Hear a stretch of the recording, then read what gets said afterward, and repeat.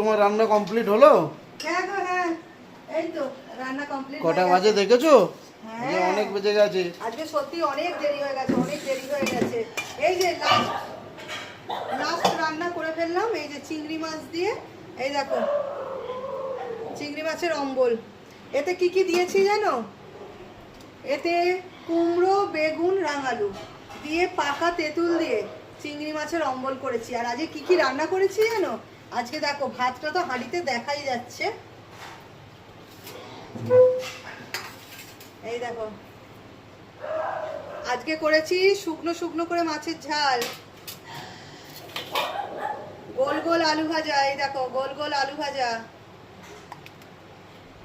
পোস্ত ছড়িয়ে এটা হচ্ছে নোটে শাক ভাজা, পেঁয়াজ দিয়ে নোটে শাক ভাজা, কাঁকরোল ভাজা।